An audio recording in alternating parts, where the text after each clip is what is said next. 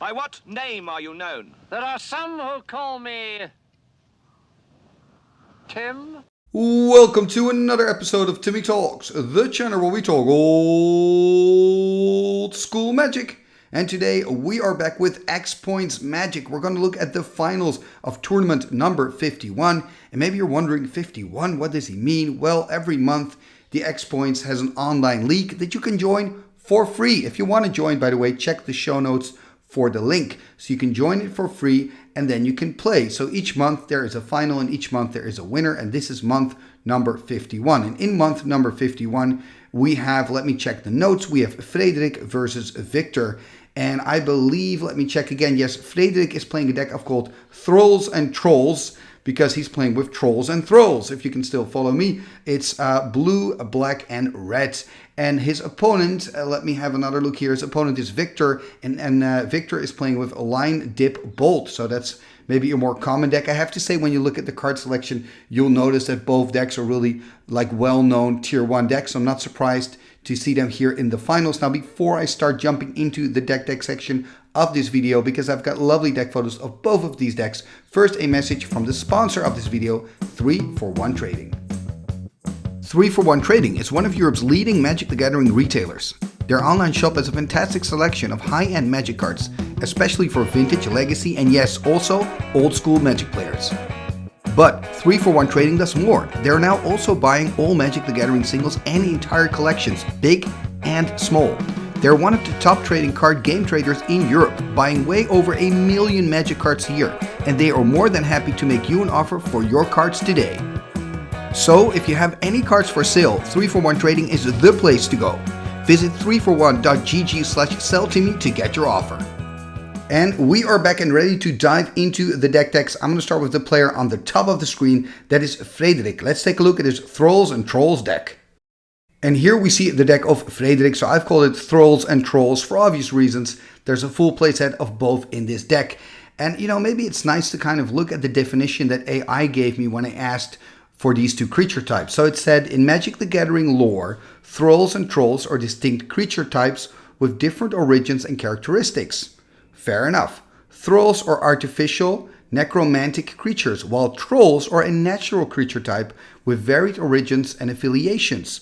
So I thought that's quite interesting, right? So Trolls are more nature-like, and the Dara lore, I guess the Thrulls are more artificial and creative, which makes sense when you look at the lore. So let's check it out. So Dara lore, a full playset. So Dara lore, a 4/4/4/4, the best Thrall. And ironically, it's a Thrall that you cannot really play when you're playing all the other Thralls in a Thrall deck because of what it says. Because it says your black spells cost an additional black to cast. So if you play mono black, you really don't want to play this card. But if you play it in a deck where it's only the only black card or one of the only black cards in the deck, it's a pretty good inclusion, a 4/4/4/4. It's really good. Remember, there's also mana burn in this format, so this is really better than a Suchi. And then we've got 4 Sedge Trolls. Sedge Trolls, of course, 2/2s for 1 red and 2 to cast. So you get a 2/2, you can regenerate for 1 black. And when you've got a black mana, it gets +1/+1. So the nice thing is, if you combine the Sedge Troll with the Dara lore, you know, you're going to play black mana to cast a Dara lore, but the black mana also help your Sedge Troll to become a 3/3. I mean, if it was just a 2/2 for 3 with regeneration, it's like an often troll. It's still okay, but it's not nearly as good as a 3/3 for 3. I mean, that's pretty bonkers, right? And then when we look at the rest of the deck, we do see some blue as well. Blue is actually where all the points went. From Frederik, right? We see the Recall, Ancestral Recall, Brain Geyser, Mana Drain, and then we have a Maze of If. So that's the only card that's not blue that Frederik spent points on. And, you know, I think it shows that even when you make Ancestral Recall 5 points, which is huge, even then people still play with it because it's just so good. And you still got 5 points to spend on other stuff. Like in this deck, you can see that really nicely. You can play Brain Geyser and Ancestral Recall, and you still got a little bit of wiggle room, you know? So yeah, I think that's kind of cool. And then we have the card that I really love in this deck. I love the inclusion, Frederik. Papamoti, Mahamoti Jin. I mean, it's such a beautiful card. I remember as a little Timmy, I love this card. I love this card. Whenever I bought a booster pack, I was always hoping for like Shivan Dragon or Mahamoti Jin or Royal Assassin. Like there were those cards in your mind usually creatures that you really wanted to draw, and Mamoti Jin was definitely one of them. While we're in this blue corner here, we also see 2 Control Magics. I think Control Magic is a really good card in this format because in general, X Points seems to be a format with a lot of heavy creature decks. And then of course, playing with a Control Magic really pays off. And then we also have the direct damage in this deck, right? 2 Fireballs, 4 Lightning Bolts. We see also, of course, an Earthquake. So, I mean, lots of ways here to deal damage as well, besides just your regular combat damage. And I think that's always a good thing when you build a deck where you can win via combat damage, but you also have a Fireball as a finisher and, of course, some early direct damage. I think the bolts in this deck are really important because you're not playing white, obviously. White gives you access to Swords to Plowshares. 1 white, you know, get rid of all those creatures with the swords. But this is the next best thing, I guess, right? Because for early threats, you've got your Lightning Bolts. For late game, you've got Control Magics and, of course, counter spells and also maybe a Fireball. Although you would rather point a Fireball, of course, in the direction of your opponent's life total. But if it's necessary, it's necessary. And then when we look at the sideboard, we're seeing some sweet cards in the sideboard. We're seeing 2 Shatterstorms, kind of showing that maybe in X Points, artifacts and robot decks are also becoming a thing. Of course, by the way, in X Points it's a thing because you're playing Atlantics, you can play with 4 workshops, stupid me. So yeah, I can see that you need some artifact hate in your sideboard. We also see Greed. I like Greed. I think it's a cool card. I saw somebody play with it not too long ago next to Ivory Tower. It was really cool to see. No Ivory Tower in here, by the way, but it's nice to see the Greed. Maybe Frederik, you can let me know in the comments, have you actually boarded it in? Has it been useful? Because I wonder, when would you board it in and what would you board out? Would be quite interesting. Maybe the Gem Day Tome, board it out and put the Greed in. But, you know, let me know in the comments if you want to. Would be nice to hear from you. And then, yeah, we see, of course, Red Blast, Blue Blast, some Shatters. Falling Star could be so good against those weenie decks.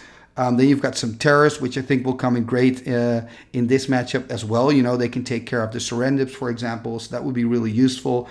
You've got 2 Nevinyrral's Discs, so then you go more a little bit towards Troll Disco when you start boarding those in. So yeah, it looks like a really solid deck. I'm not surprised that you made it all the way to the finals. Now let's take a look at the deck of your opponent. And here we see the deck of Viktor. So yeah, this is a well-known, strong deck, I think, right? I mean, it doesn't win tournaments that often, I think, right? But it does always, it gets up to the top 8, gets into finals like this. Could maybe win it today here, finals 51. I mean, Lion Dib Bolt, it's steady, especially when you do Lion Dib Bolt and 12 Bolt, right? Kind of 2 of these decks here put together in one deck. Lion Dib Bolt obviously comes from the 4 Savannah Lions, 4 Serendip Efreets, those are the dips, and of course the 4 Lightning Bolts, those are the bolts. But besides that, we also see the 12 Bolt principle being used here, and 12 Bolt refers to 4 Lightning Bolts, 4 Chain Lightnings, 4 Psionic Blasts, and guess what? They're all in here. I mean, it's so much damage, so much pain, and the problem is when you're playing against these decks, your life total goes down so incredibly fast. It's like a train. It's like a train, like a fast-running train coming towards you, and you better get off the track or you die, you know? I mean, turn 1 Savannah Line, putting up the pressure, you know, start taking damage from your Serendip Efreets as well, and then you start, you know, just throwing your Lightning Bolts and Chain Lightnings at the face of your opponent, and just things can go so fast. And then when we look at the cards with points on them, we don't see chips on them like Frederik had, but I can kind of recognize a few. Time Walk, of course, a card with points on them, and also Ancestral Recall, a card with points on them. So again, we see somebody in the finals who's playing Ancestral Recall. So despite the fact that Ancestral Recall is costing you 5 points, it's the card with the most points on it. You still see players choosing it here. Time Walk is only 2 points, so that makes 7. And then we've got 3 Mishra's Factories. Mishra's Factory is 1 point each. That makes it 10 in total.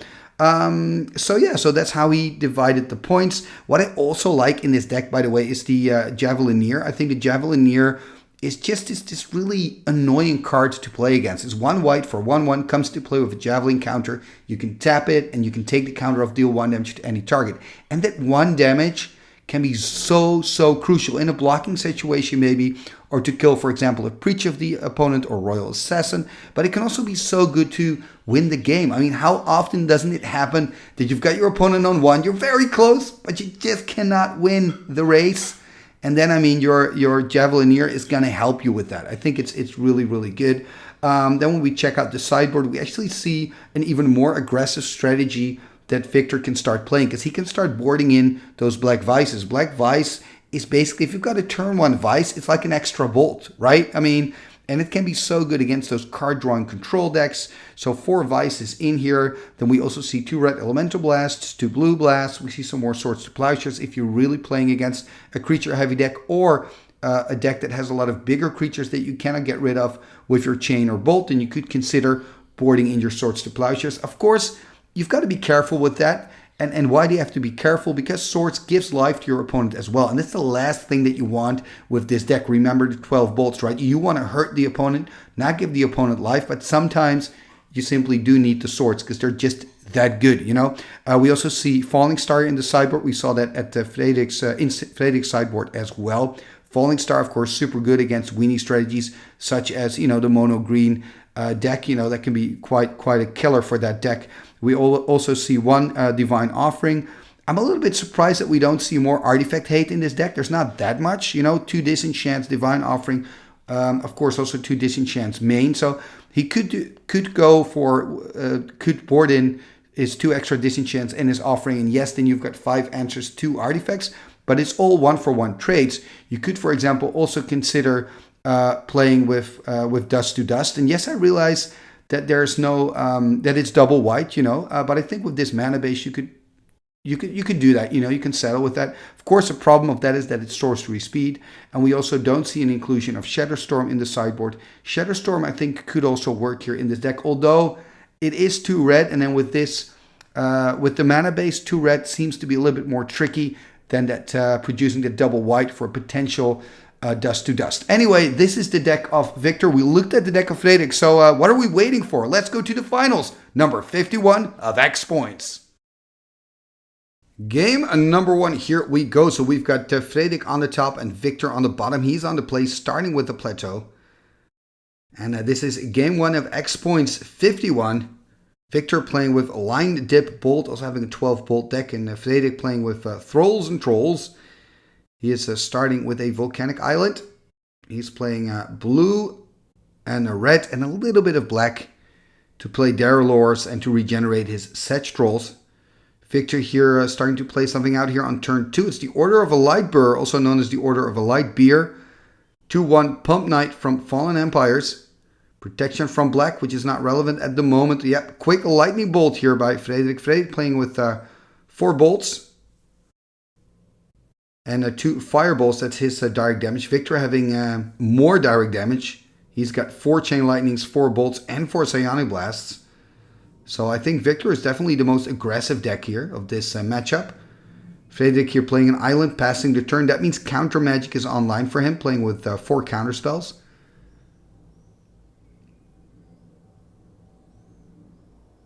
And now it's Viktor's turn. Again, let's see if he can find a 3rd land. And then if he's going to decide to play out a Serendip or not. There's the City of Brass. The thing is, you know, Frederik has 2 blue untapped, of course. So it is risky. I think like a Savannah Line, a card like that, or an Occasion Javelineer, that would be quite nice play at the moment. He's going to tap 3 though. Oh, Serendip Efreet. Are we going to see a counterspell by Frederik? No counterspell, I guess. Okay, so this is a good sign for Viktor. That could become really painful for Frederik. Oh, but he has a maze. Okay, fair enough. Because I wanted to say Viktor now knows that Frederik doesn't have a counterspell. But if Frederik already had that maze in hand, then he was thinking, you know what? I'm going to give you the Serendip. It's just going to hurt you way more than it's going to hurt me. And Viktor here taking his first damage, by the way, from the Serendip on 18 now. Going to play out another City of Brass. So, I mean, this could get painful for Viktor. Also with those 2 cities. It's going to tap 2 for now. Disenchant. Okay, taking care of the Flower Stone. And I guess that's a good target. The Flower Stone, of course, can make any color of mana. Oh, and look at it. It's going to tap 2 more. Take 2 damage. 2 more creatures on the board. Occasion Javelineers and a Savannah Lines. And this is usually what happens, right? When you start playing out your Maze of Ith, your opponent usually commits more to the board. which is great if you've got cards like Control Magic, but also great with cards like Wrath of God. It's really nice to combine those cards. And now he's passing the turn, by the way. So let's see if Frederik actually has a land. He does. There's a mountain. So it has a basic mountain, basic island, and a volcanic island there on the board. And of course a Maze of Ith. Has 3 mana.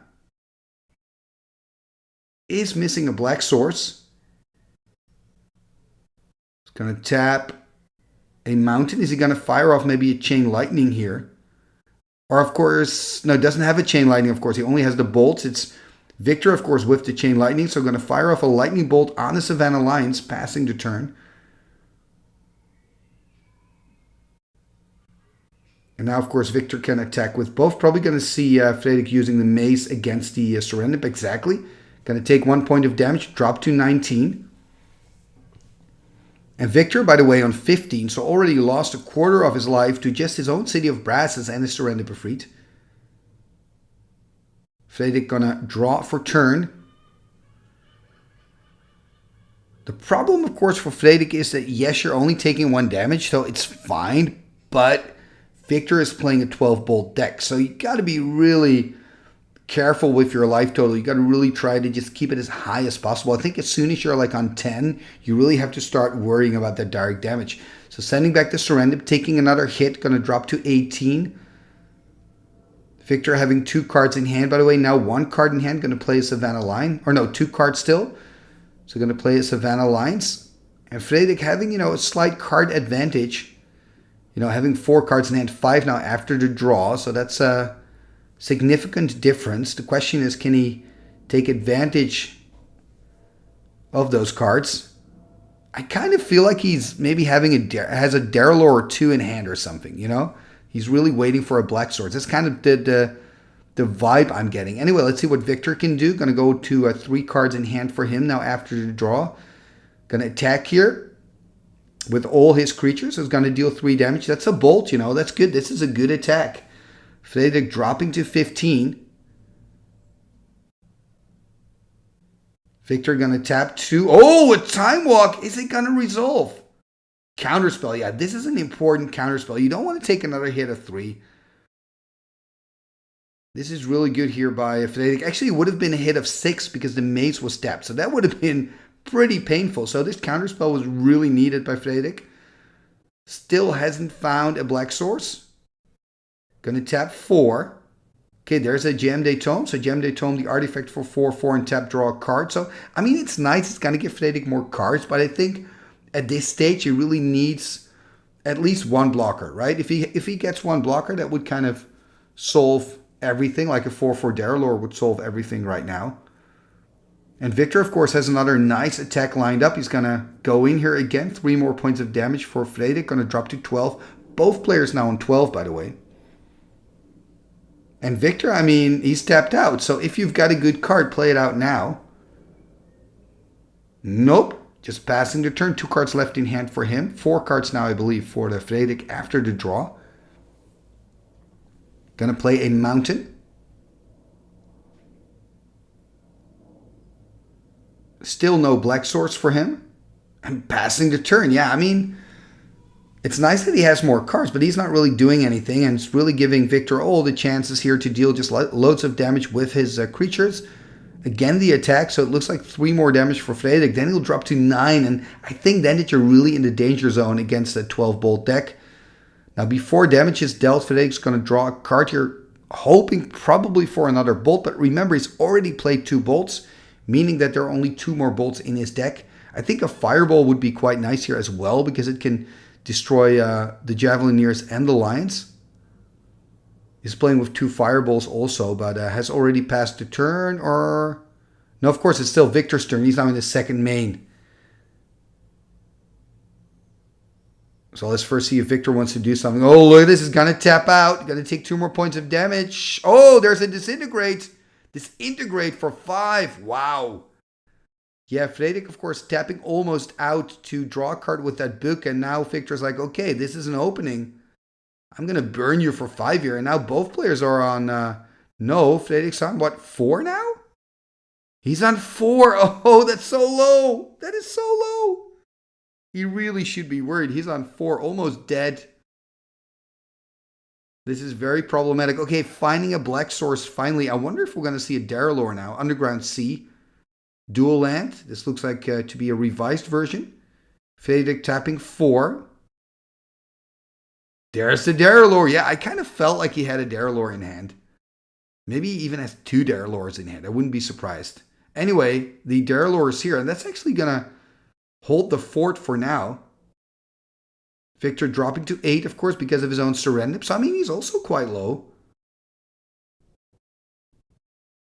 Has to find a way to deal those final 4 points of damage. The thing, though, is because of the javelin counter, Viktor can put Frederik on 3. When you're on 3, you're in bolt range. And you don't want to be in bolt range. You never want to be in bolt range. Especially against a deck that has 4 bolts and 4 chain lightnings. And I believe he hasn't played a single chain or bolt this turn, or this match, I mean, this first game. 2 cards in hand here for Viktor. I mean, if you have a bolt right now, would you play it out? Because you do see the 2 blue open for Frederik. Would you take the risk? Mishra's Factory being played out by Viktor, by the way, which is also good. It means next turn, he could actually attack for lethal next turn. Because Viktor can deal 1 damage with the javelin counter on end step of Frederik, putting him on 3, and the next turn he can attack with everything he has, and if then Frederik cannot find anything else, then he's got the game. But let's first see what Viktor can do. He's really in the tank here. I think he's got like a bolt, I think. Or a chain, because he's really in the tank. Yeah, it's the bolt. Okay, he's going to fire off the bolt. If this resolves, Viktor wins the game because he can deal the last point of damage with that javelin counter. So Frederik, if you have a counter spell, now is the time to play it. Looks like, oh, it looked like the screen was frozen for a moment. But anyway, he's back. If you have a counter spell, this is the moment. Keeps flicking with the cards, but the question is there a counterspell in there? Putting something... Nope, I guess not. Viktor winning here, game number 1, so a win for Lion Dib Bolt. And now both players are going to dive into their sideboards, and we will catch back up with them in game number 2. Game number 2, here we go. So it's Frederik on the play, of course, after losing that first game. Looks like both players are keeping their hand, so no mulligans here. Frederik starting with a volcanic island, passing the turn. And Viktor on the draw here. If he wins this one, he will be the champion of X Points 51, starting here with a Javelineer, the card that was so important for him in that first game. Passing turn back here to Frederik. Frederik playing an Underground Sea, so now he's got counter magic capabilities. Passing the turn, there's the attack with the Javelineer. So first blood, Frederik dropping to 19. 6 cards for both players. Of course, Viktor didn't play his land yet for turn. Or does he have a land? You know, that's another question. He does. Okay, going to play a volcanic island. Passes the turn here back to Frederik.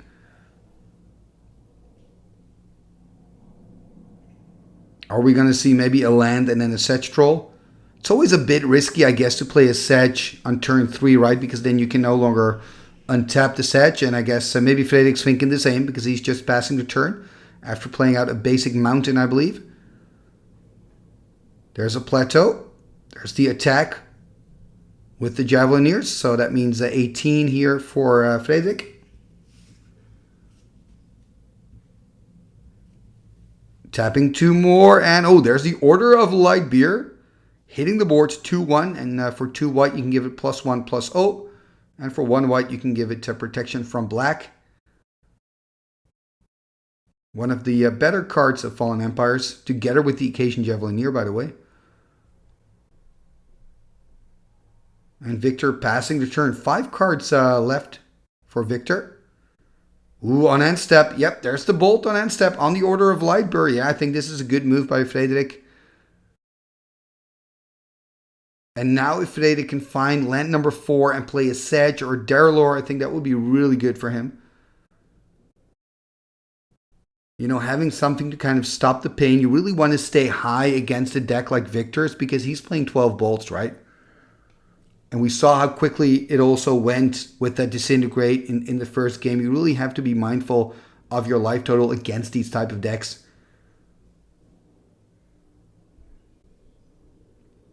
Frederik a little bit in the tank here, so dropping a basic island. Are we going to see a Sedge here? Going to untap again. Has enough lands now to play the Sedge and keep like regeneration mana open in the form of an untapped Underground Sea. Because that can give him black mana to regenerate the Sedge. He's going to tap here, tapping 4. Okay, are we then going to see a Darrellor perhaps? So it looks like Frederik's really in the tank here. I mean, maybe he's thinking if I tap out, I can no longer counter. You know, that could be a consideration. Playing a Darrellor here. So he did have a Darrellor, so 4/4. Ooh, and there's an Ancestral Recall by Viktor here on end step. Perfect timing of Viktor. Thinking, okay, you cannot counter. I'm going to play the Ancestral Recall. And I wonder if Frederik, if that was the reason that Frederik was really doubting. Because maybe he has a counter spell in his hand. And he was thinking, should I play out my Darrellor or not? Or keep counter magic open? Decided to play the Darrellor. And then Viktor, of course, taking advantage of that and casting that Ancestral Recall very quickly. There's a Chain Lightning. Oh, and it's a Chain on the Darrellor. Okay, gotcha. It's a nice combination here between between Chain Lightning and Occasion Javelineers to kill the Darrellor. Some teamwork there. And that's kind of what I like. You know, I also enjoy that when I'm playing with the Tim and I play with the deck with bolts, for example. I can just, bolt a Sarah and then kill it with the Tim.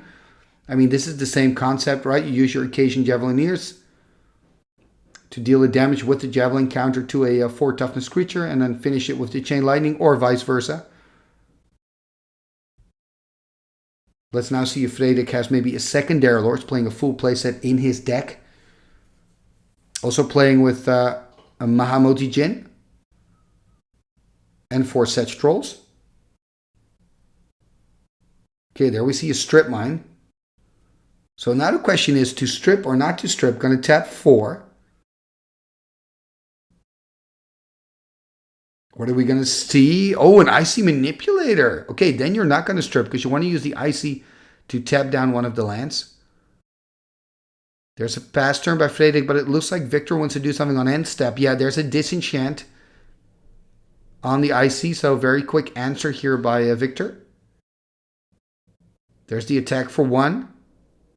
So Frederik slowly ticking down, still on 17. Nothing to worry about yet.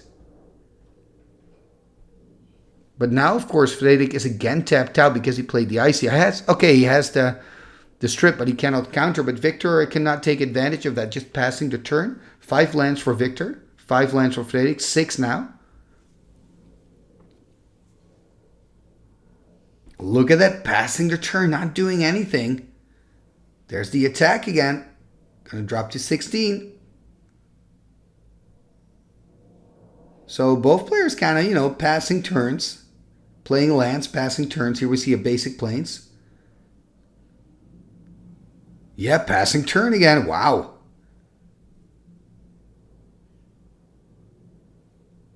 Let's see what Frederik can do. Okay, there we see a Sedge Troll. So finally Sedge making an entrance here. As a 3/3 creature because of that Underground Sea. And of course he can regenerate it for 1 black. Looks like Viktor wants to do something here. Going to tap the Volcanic Island. Ooh, Blue Elemental Blast coming in from the sideboard. Trying to counter away the Sedge. In response, Frederik is going to defend it with another counter spell. Okay, so I guess Frederik winning the counter war here. Keeping the Sedge Troll alive for now at least. It's a 3/3. And he has, of course, the Underground Sea open to regenerate if needed. But it looks like Viktor has more tricks up his sleeve. Yes, he does. There's a Swords to Plowshares. That's of course perfect to play on a creature with regeneration. So Frederik's going to gain 3 life and going to lose the Sedge here. So a big battle all about that Sedge Troll. And here's the attack again with the Javelineers. Frederik going to drop to 18. There's another Volcanic. I wonder what Viktor's going to do next. 3 cards in hand, passes the turn. Okay, there we see a Maze of If. Okay, that's kind of nice, you know. That's going to protect you at least from that 1-1 for now. And of course, Maze is great if Viktor decides to play a Serendip later in the game. Ooh, Strip Mine. Yeah, of course he's going to take care of the Maze. That's a no-brainer. I mean, the Javelineer, what a brave creature, has dealt 3 points of damage, right? And has killed the Daralor. That's like a hero status Javelineer, if you ask me. 3 cards in hand for Viktor, passing the turn back to Frederik. Frederik playing a more lands.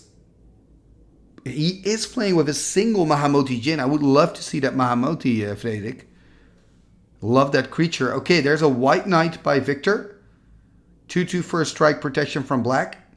So it cannot be blocked by a Daralor. There's the attack for 1. More damage here. Frederik dropping to 16. I mean, the Javelineer, man, it's doing work. 4 damage dealt by the Javelineer alone. That's pretty impressive.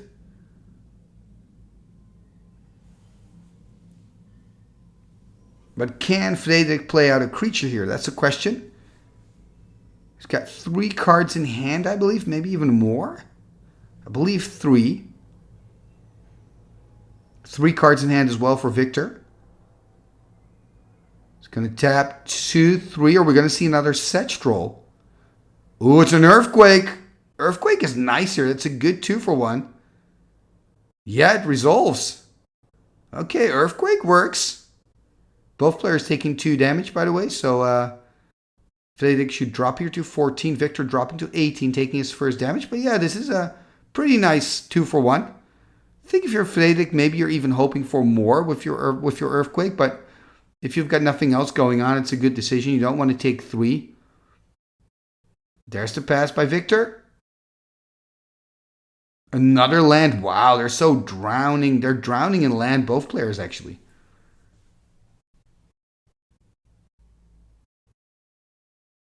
It's just waiting for one of the 2 players to play out anything significant, like a creature, and then see if there's a response. But it's not happening. Viktor just playing more lands, passing turn. More lands for Frederik as well. Another Underground Sea. 1, 2, 3, 4, 5, 6, 7, 8, 9 lands for Frederik. And 1, 2, 3, 4, 5, 6, 7, 8, 9 lands for Viktor as well. Wow. Just lots of lands in this game. There's a Chain Lightning. Okay, interesting, because he can send the chain back if he wants to. I wouldn't do it. Just take the damage, you know. I mean, Viktor is essentially playing a burn deck, right? 12 bolts. So you don't want to give him the opportunity to deal even more damage to you. So Frederik doing the right thing here, in my opinion, dropping to 11, not sending back to Chain Lightning. 3 cards in hand for Viktor, passing the turn. Yeah, and I don't believe that Frederik has any life gain in the deck.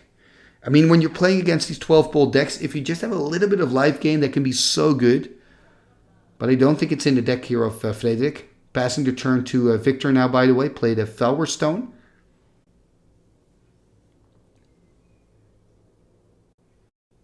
Viktor now 3 cards in hand, I believe.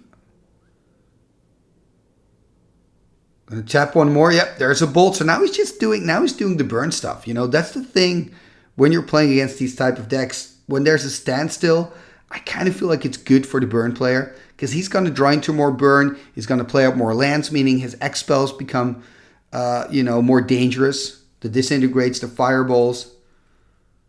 Frederik, by the way, also playing with 2 fireballs. But I mean, look at the life total of Viktor. Viktor is too high. He's still on 18.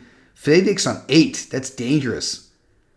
More lands. I mean, if Viktor can find an X spell, he can finish it. If it resolves, of course. But I mean, that's pretty dangerous. Another land. Wow. So many lands. I feel like we haven't seen a lot of creatures in the second game. More lands. Wow. City of Brass joining the party. 2 cards in hand now. Oh, 3 cards, I guess, playing a Psionic Blast that I didn't see. So, yeah, it's getting really dangerous for Viktor. It's going to drop to 4 now. Uh-oh. Psionic Blast range. This is really dangerous. Frederik, you need to do something. Okay, at least he's playing something. There's a Set Troll.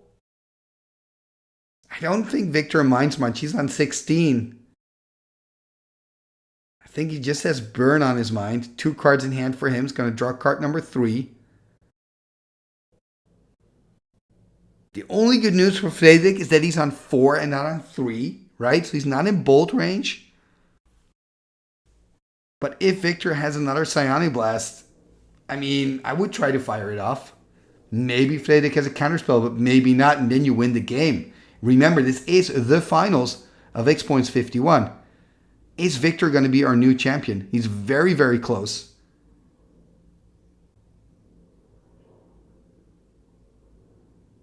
In the tank here, that reminds me kind of game 1, where he was thinking very long as well before he played out that vital lightning bolt. Asking about the amount of lands on the side of Frederik.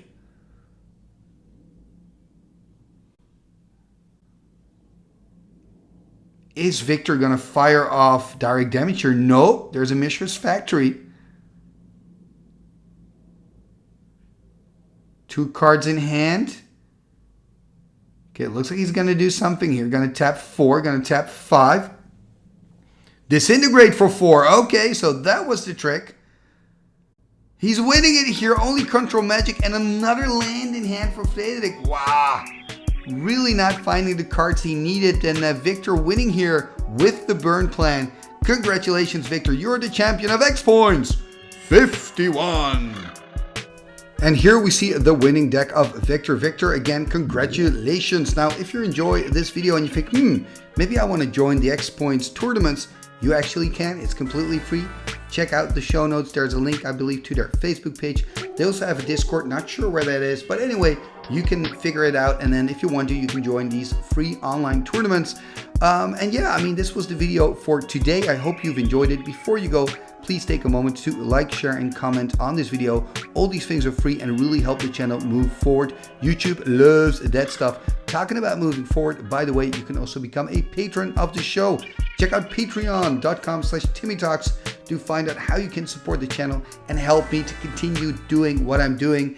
I mean, I am so super happy with my patrons. I've got over 200 patrons at the moment, and you guys rock. You are the reason that this channel is still making 2 videos a week and that I'm able to visit so many tournaments all over Europe. You know, I really, really love it. So again, thank you, patrons. If you're not a patron yet, please consider becoming one. Check out patreon.com/TimmyTalks. What shall we do with the drunken sailor? What shall we do with the drunken sailor? What shall we do with the drunken sailor? Early in the morning, way hey and up she rises, way hey and up she rises, way hey and up she rises. Early in the morning, putting in the longboat until he's sober, putting in the longboat until he's sober, putting in the longboat until he's sober. Early in the morning, way hey and up she